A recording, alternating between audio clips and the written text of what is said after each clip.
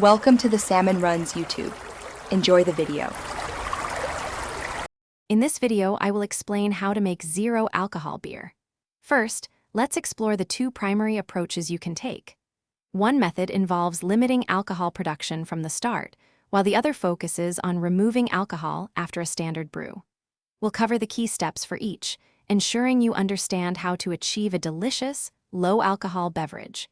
You'll also learn about the basic equipment that makes this process straightforward and fun. The first method involves carefully limiting fermentation. You'll want to select a specific yeast strain known for producing very little alcohol, often less than 0.5%.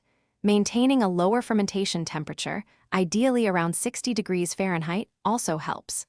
Closely monitoring your beer's specific gravity is crucial. Once it reaches your target, you can halt fermentation by chilling the beer. This approach helps retain more of the original flavors. Alternatively, you can brew a standard beer and then remove the alcohol. This involves gently heating your finished beer to evaporate the alcohol.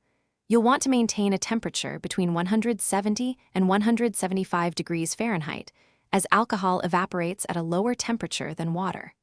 While effective, be aware that this process can sometimes subtly alter some of the more delicate flavors and aromas of your beer. It's a trade-off for zero alcohol. To achieve the best zero alcohol beer, always start with high-quality ingredients. Experimenting with various hop and malt combinations will help you discover unique flavor profiles that you enjoy.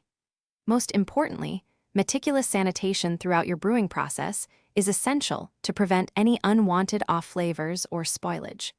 With a little practice and attention to detail, you'll be enjoying your own delicious non-alcoholic brews in no time. Thanks for watching. Consider subscribing if we helped you.